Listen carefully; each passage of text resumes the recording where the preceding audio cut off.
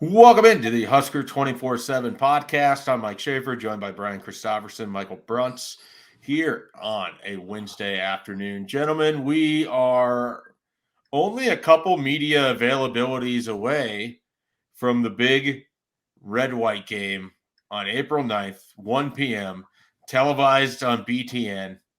Mark Whipple fired up for it, as said on Wednesday. Maybe not so much fired up for it. Maybe he's more in line with where we are for it. But it does give us an opportunity to potentially assess where things sit here this spring. Bruntz, I know that you kind of have a question and potentially some thoughts on what I think is a relatively unique spring football for the three of us that have been doing this now, all for more than a decade. Yeah, no, it feels like there's some springs where it's very quiet. You kind of around here. Well, quiet-ish. Oh, are you talking about other programs? Yeah, I would imagine those happen elsewhere. I would love the end of this podcast if you could name one quiet Nebraska spring in the last 15 years. Was 2016 quiet? That felt quiet. So let's see. So 2016, the second year of Mike Riley. You're coming off the big win over in UCLA in the Foster Farms Bowl. You already have your quarterback established in Tommy Armstrong. Yeah, you didn't have a changeover in coordinators. It was pretty boring. I would say that's as quiet as it gets. Is that fair? Yeah, I don't have it. There's not like an immediate thing that comes to mind with it. It always helps when you have the quarterback piece already settled. I mean, I think that's 90% of it. But I'm sure if we dug back into the archives, there was probably some misgivings about how Nebraska was going to look on their defensive front, because didn't Malik Collins and Vincent Valentine leave after that season, or was it the following one? That was after that one. Yeah. So that probably would have been among your bigger storylines. What do they have up front? Which, may or may not be one of your bigger storylines in 2022. Yeah. So my question to you guys, as veterans of this Nebraska football circus, what's kind of your feeling on just if somebody said summarize these 15 practices with the background of, whatever is going to happen in the fall, this being a kind of a make or break year, it's been odd. Is that fair to say? My summation of it would be that people are probably rightly, for understandable reasons, distracted by everything that's going on with the offense. Well, I actually have almost more questions about the defense. And I think the strange dynamic at play is that I'm getting the impression the offense is ahead of the defense, which you don't always see this time of year. And it's when you double the fact that it's an offense with a new OC, new QB, a lot of different skill parts that are changing. That's sort of a surprise to me. So that part is a little, I don't know. It's hard to make of it when you hear like the O-line is, like, as Sean Beckton said this week, they're running it consistently on the defense. Now, Mark Whipple also said, hey, there's been some good give and take between both sides of the ball. And my experience is when I'm on coaching a bad football team, there's not that give and take. So he did say that there's been some, exchanges where the defense has definitely won. But I find that part interesting. Everybody's talking about the offense, but I keep wondering, like, what's that defensive line going to end up looking like? Yeah. Like, how do they get that together? And yet there's this quiet confidence Chenander sometimes seems to have about they can pull that off and they can make that work. But on the outside looking in, I sometimes have some concerns about it. Yeah, I think that Brian kind of hit on some of it for me, which is basically like the bells and the whistles are all of the new players and new pieces, and you have a quarterback situation going on, a new offensive coordinator, who's going to be the running back. So those conversations take up a lot of the space. And then I do think there's been a fair amount of conversing about the offensive line and about Donovan Raiola. The thing that always makes it difficult, and the thing that I think has beleaguered Nebraska, its coaches, its media, and its fans, is that for most of this portion, you only go against, or, all of this portion, you only go against what you have on the other side of the ball. And so, Nebraska, if they're able to run the ball this spring or in fall camp, I don't know that tells me as much as if they were able to do it in previous years, because I just think that defensive line and that defensive front has a lot more question marks than what we've kind of come to expect, really. I think we knew what that group was going into 2020 and 2021. I don't really think we know what the front seven is right now. We don't even really know what alignment they're going to use most of the time. I mean, Garrett Nelson was being discussed as a defensive end the other day by Jamari Butler. So what does that exactly mean for how Nebraska plays? I'm not entirely sure, but I just find the tenor over there sort of in a very much a we'll see mode, I guess. I think that they have an idea of what the pieces are and what it could look like, but there's also some key people that are either sitting out, missing from this whole thing. I mean, you have two of your likely offensive line starters aren't practicing and may not practice until fall camp at the earliest. You have one of your tight ends, a position that they plan to highlight more or utilize more in their passing offense.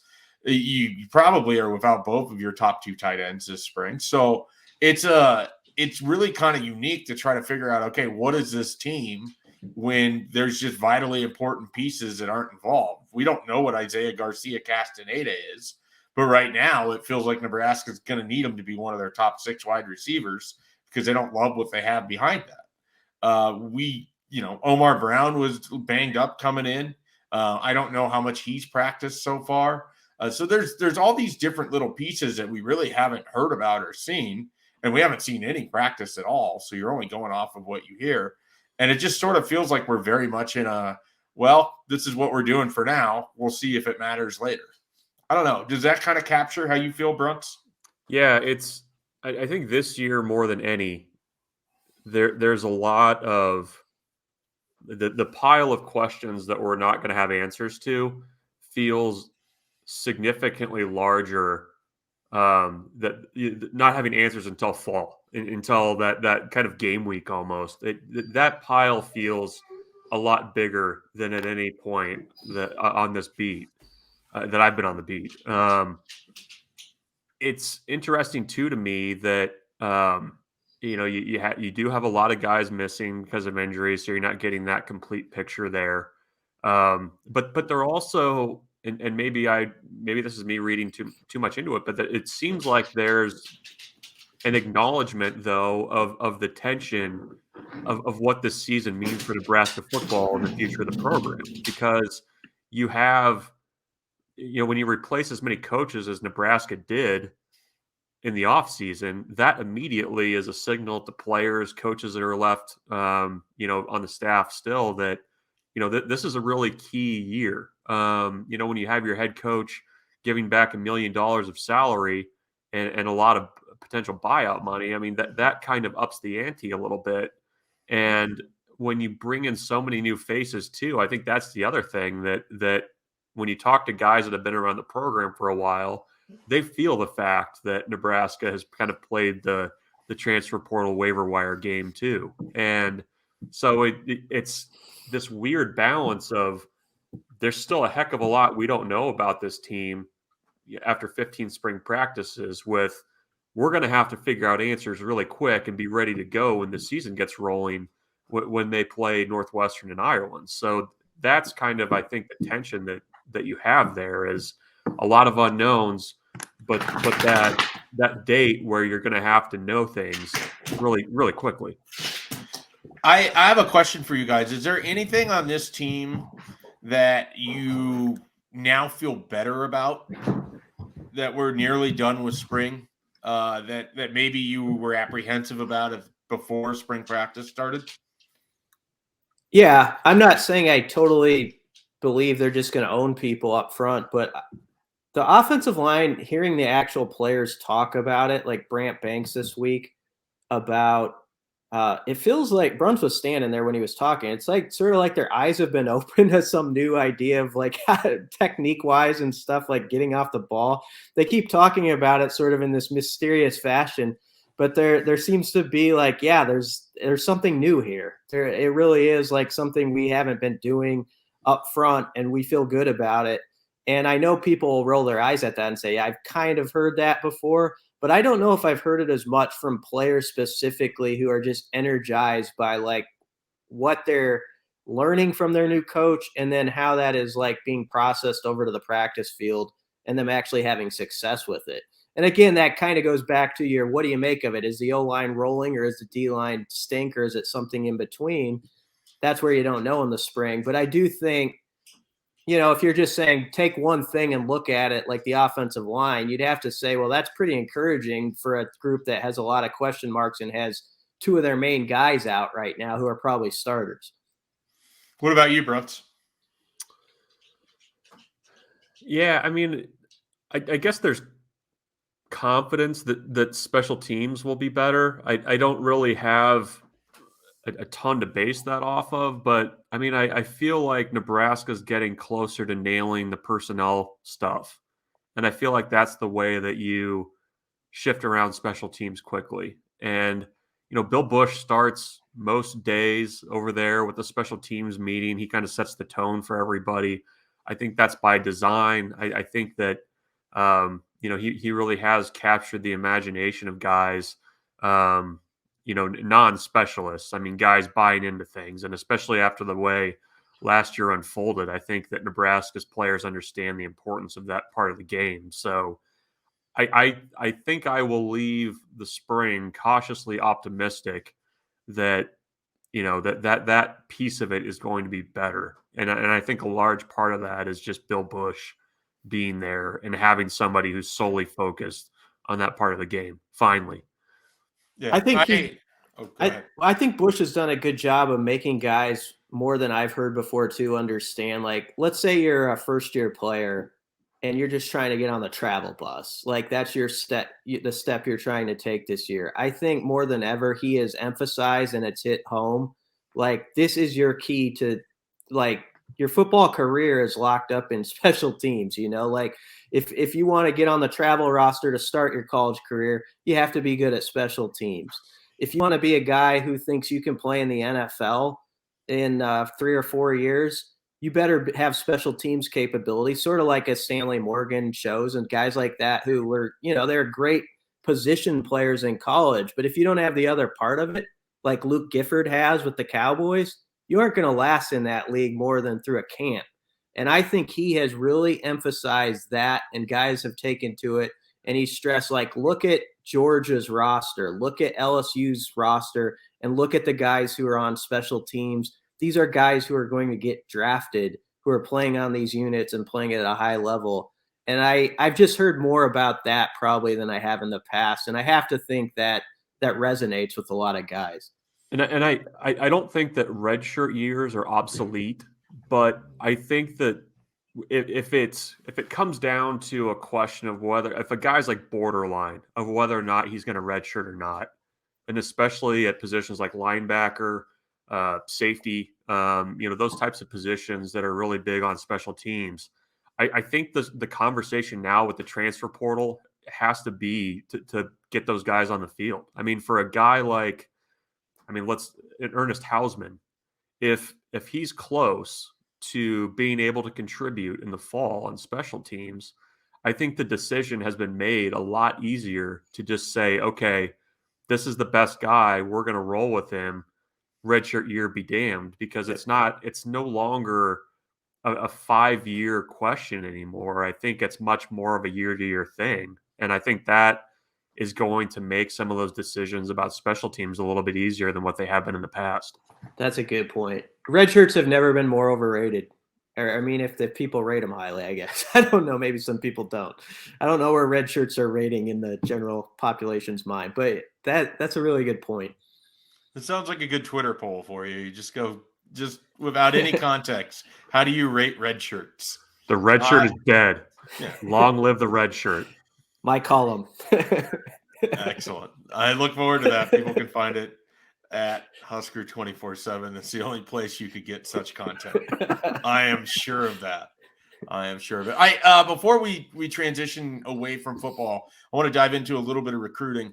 Nebraska's had some guys on campus as of late. Kendrick Gilbert was out here on Monday. Still hoping to hear back from him. It does sound like the visit went well from other people, but I would like to hear what he thought of it. They had Andre Smith out, a wide receiver out of the Kansas City area, which to me is mostly notable that they continue to be hitting that Kansas City area really hard. And then I think the big news and what I want to touch on, Nebraska will have an official visitor at the spring game.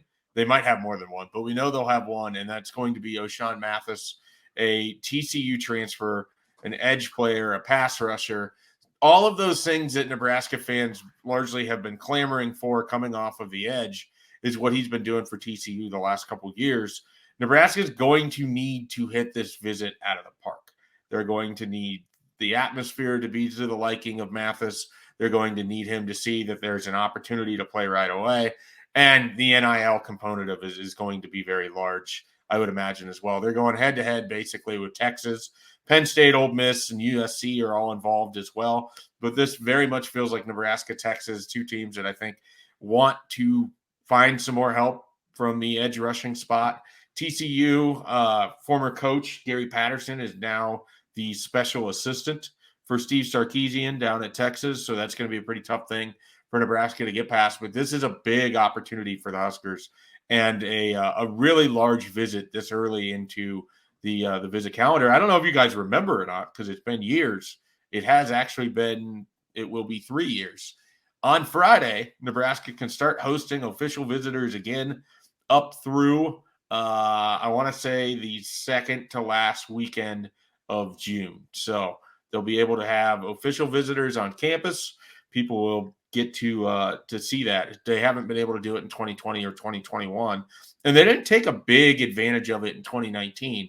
So it is going to be a curious conversation. How many official visitors do they actually have in this spring? How many come in for the spring game? Or do they try to save that off for June as they have the last couple of years? We will be keeping an eye on that. That's big news. It is big news. It is big news. It is good news. It is big news. All right, let's take a detour from football recruiting over to basketball roster management, in which Fred Hoiberg, who does not have he's down one assistant coach in Matt Abdelmassa. They don't have whatever the hell it is that Doc Sadler has been doing for 2 years or last year or whatever it is. He's gone as well. And they have lost Bryce McGowens, as well as Eduardo Andre. Who else is left so far? Keon Edwards. I feel like there was another one in there too. Is that it? You get Trevor Lakes. Yeah, Trevor Lakes. Yeah. Shame on me for forgetting such valuable contributions to the 2022 season. Trevor Lakes as well. But they do have some good news on the horizon. A player that I know that Brian Christopherson holds pretty highly on the roster for this past year. Derek Walker is returning. Give us your thoughts, BC. He rates him higher than red shirts. He does. He does. Take that, Coran McPherson. I don't know. I'm open to you like guys. Kojanets. All right. I'm open to you guys disagreeing, but I just felt like Derek Walker was probably the most improved player on the roster. And when you think back of sort of that, as much of a stinky season as it was, in late December when Fred Hoiberg said, okay, what am I going to do with this offense? Nobody can shoot. He started working through Derek Walker a lot more, and they got better efficiency-wise. And if you look at the numbers, they improved. And I know some people can scoff at that because the wins sure didn't come for like 2 months after that. But I also think Derek Walker is one of those guys who, yes, he's sort of undersized in comparison with the guys he has to match up against sometimes in the Big Ten. But he's a guy who will lean on guys and is put together and will make them fight through a 40 minutes, And so I think with Blaise Keita coming in, he's a very good, I always call him bridge players. as far as like helping Blaze kind of get going. You have an experienced hand in Derek Walker who can show him the ropes, who you've already got good minutes that you're going to have. I think it was a big return. There's still a couple more guys out. We can talk about that. Trey McGowens, Lat Mayan. But I think really the story to me, and I'll turn it over to you with this, is there's not as much turnover so far as maybe you would have projected like in early March. Like really, as you said, there's only going to be one coaching spot to fill. Now it's a big one because it was your lead recruiter. But I think we thought maybe it would be just a whole new staff almost. That hasn't happened. I think there was a time where we didn't necessarily expect Derek Walker, who referred to himself as a senior in interviews throughout the year, to come back.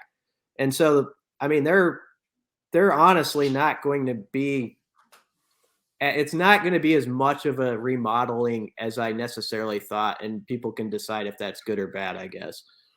So it's the I'm not all the way back in, but when you kind of start looking at what you can do in the front court with Walker coming back, it's at least moderately intriguing compared to what Nebraska's front court has been the last few years. I mean, you could pair Walker with Blaze Keita. You could, work Wilhelm in there once he's back and ready to go. I mean, he's kind of like the forgotten guy after the knee injury. I mean, Oleg's 7 feet. You don't know what he's going to really give you. I know that we've heard that he had a good redshirt season, but there's at least options there and guys that look like Big Ten type bodies in the post rather than having, Derek Walker having to be everything there. So it's at least, everything's kind of, like you said, everything's been kind of kept together pretty well, all things considered. You have the entire recruiting class that was rated 30th by 24/7 Sports in the country. They're intact. So that's a pretty good couple of weeks of business for Fred Hoiberg there with not having your lead recruiter who put that whole thing together. We'll see where things go, but I think all things considered, that's been a good March for Nebraska. I continue to wonder, and so was it Walker on his post that basically asked like who's next, like insinuating that there might be someone else coming back, or did I just completely misread into this? Do either of you know what I'm talking about at all? In the post announcing his return? Yeah, I thought he did, but I might be wrong on that one. I don't know. But I am curious what Trey McGowens chooses to do, because I don't think he's going to have the kind of opportunities that, I doubt he's going to go overseas and play.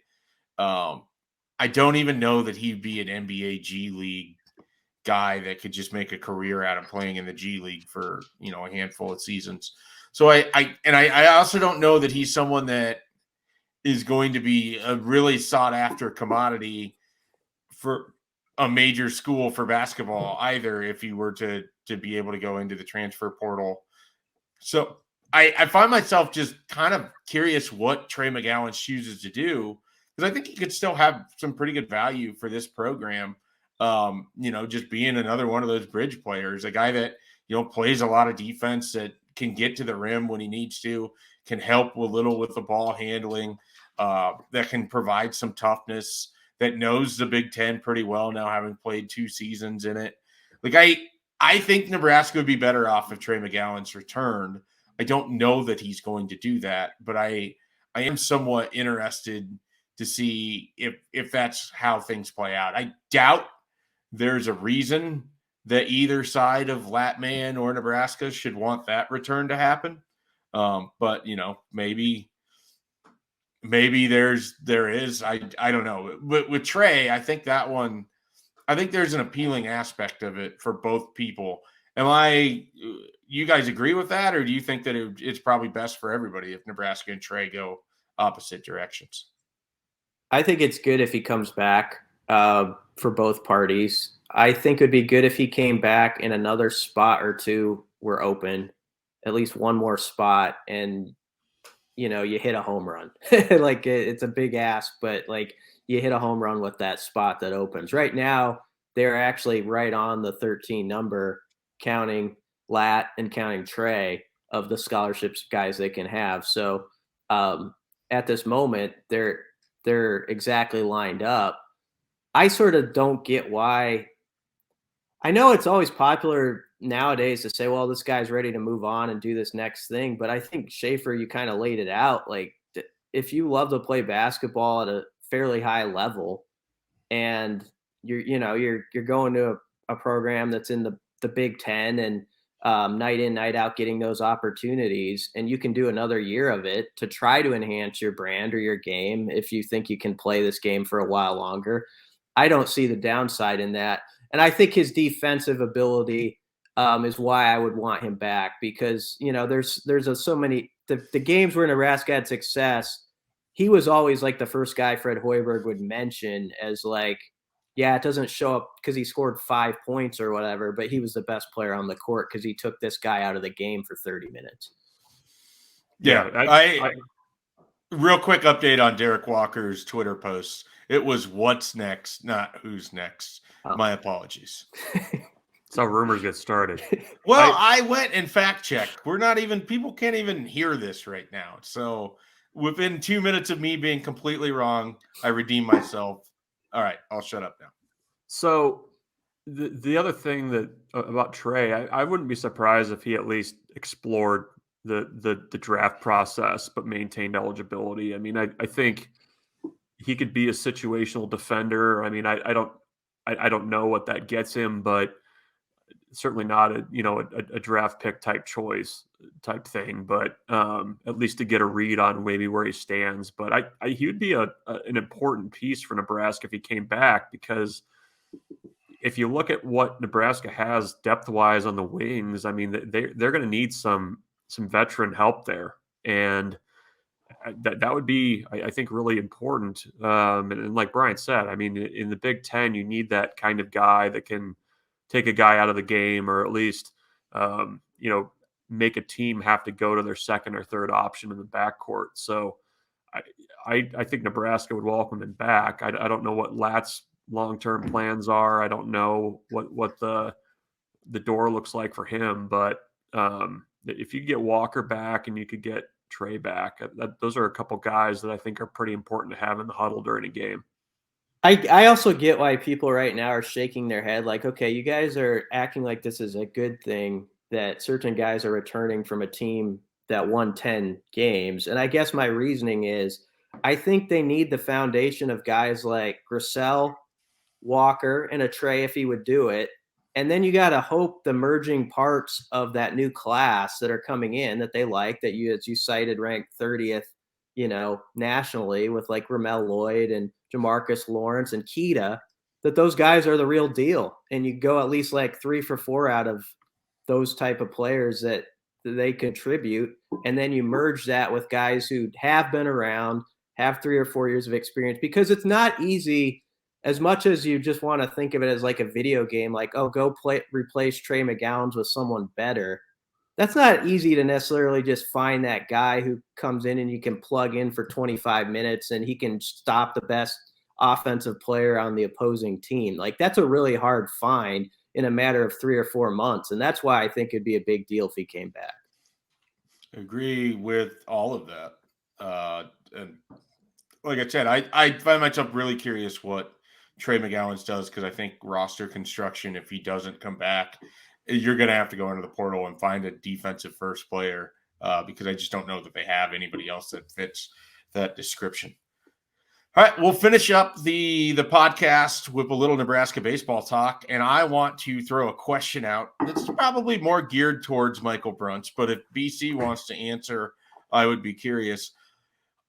How angry do you think that Will Bolt is with how this season has gone so far? And I would like to use a scale, 1 being not angry at all, and Lou Piniella tirades against umpires being, 10. So where does he kind of fit on that sliding scale? Brunt? Well, I think pretty high. You think he's kicking dirt on him, throwing stuff out of the He's closer out to of the the dugout? I do know this. I know that in the week that Nebraska had that 7-game and 8-day stretch, he broke 2 clipboards in the dugout. So it's rough being a clipboard around Nebraska baseball these days. But Really, yeah. any Nebraska men's sport, you got to be on. If you're a clipboard, probably not long for this world. So yeah, I mean, we're recording this on Wednesday after last night's 3-2 loss to Creighton, and I mean, it was kind of a microcosm of the season. You set the table offensively. You go 2 for 14 with runners in scoring position. You twice in the late innings have runners in scoring position with nobody out, and you only get 1 run. And including the 8th inning when you had first and third with nobody out and 4, 5, and 6 at the plate. So it's a team that's scuffling. They pitched well enough to win last night, but defense hurt them again, and just the inability to have productive outs, to string together good at bats, and that's how they are where they are. And I think this is a team that I know coming into that game was hitting 242, last in the Big Ten. They haven't hit home runs. They haven't hit extra base hits at the rate that they had expected to, or that they did in the fall. So, I think this is a team that can hit better than what it's shown, but at some point you are what you show. So they're going to need to get things turned around quick, because you saw it last night. Guys are pressing up and down the lineup. Yeah, I thought last night they were actually going to finally get sort of a breakthrough moment there in that 8th inning. You get first and third, and it's like, who else would you rather have up right now than these hitters? I mean, I guess you had Max Anderson with a runner on third and no outs, and he got hit by a pitch. And then after that, it's like, oh, these are definitely the guys that you would want up. And some of those swings on what you knew was just going to be an away slider almost every single time was just excruciatingly bad to watch, because it was kind of like one of those really campy 80s horror movies where, like, there's really no reason that character should go into that room by themselves right now. There's just nothing good that's going to come out of it. You could see a couple of those guys start those swings, and you just knew they weren't connecting with that pitch. Like, it was unhittable, not because the stuff was so good, but the location of it was just low and away, and they couldn't lay off of it. I mean, they only worked, 1 walk last night? And it wasn't like Creighton's pitchers were just pounding the strike zone. Nebraska was just giving away strikes a lot of the times that they were up there. The approach this year has been somewhat alarming in some ways. Like, they've been fairly aggressive, and they have not had a lot to show for it. It's hard because you contrast last year's approach at the plate with what this year looks like. And it's last year was a much more veteran team. However, I mean, you had guys like Jackson Hallmark, Joe Acker, guys that were just playing out of their minds and hitting out of their minds from what they had done previously at Nebraska for an entire season. I don't think that the coaching points have changed dramatically since last season. I think part of it's youth. I think part of it is, guys still trying to, maybe buy into a team hitting approach. And I think Nebraska also, frankly, hasn't found guys to fill roles in that lineup. I mean, until this last week, they hadn't settled on a leadoff hitter, and they've only used the same lineup in consecutive days, I think twice this season. So, I think it's just a matter of getting guys to stop trying to do too much. I mean, even last night, the wind is just howling in at Charles Schwab Field now, I guess. And you had guys taking these huge swings when it was a stadium and weather conditions that screamed small ball and contact and putting the ball in play. And just Nebraska has not done that with any kind of consistency or regularity this year. Yeah, it was. I think it was Bryce Matthews was up in the ninth, and you just needed to get that one run in to tie.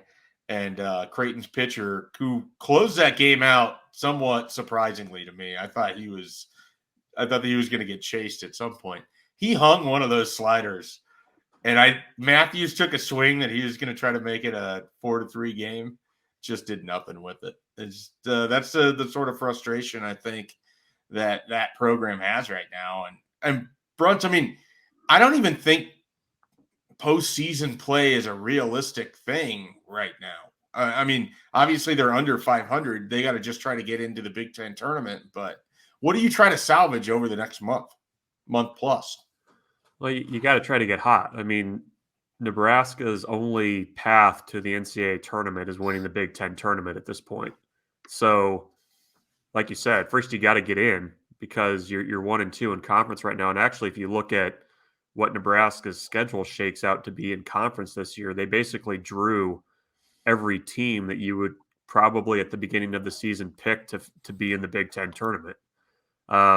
So that's kind of what you have to do is you just need to start playing good baseball, like defend it. You have to try to get something going offensively. And, they've pitched okay in spots and they've pitched well enough that if you pitched well enough last night, if you defend better and you get a few more things done at the plate, you can win some baseball games in the Big Ten. But that's just what you have to do now. It becomes much more of a micro type approach where you just focus on the game in front of you and winning that one rather than, I mean, the questions at the start of the season about hosting regionals, all that other stuff is gone. So, I think it's now, how do you get these young guys to a place where they can help you this season? Any final thoughts on today's podcast as we close this things out? No, so is it now Charles Schwab Field and TD Ameritrade Park? I think it's Charles Schwab Field at TD Ameritrade Park. All right. Is that true? They still have all of the original signage is still up. Yeah, I think it's like Tom Osborne Field at Memorial Stadium, if that makes sense.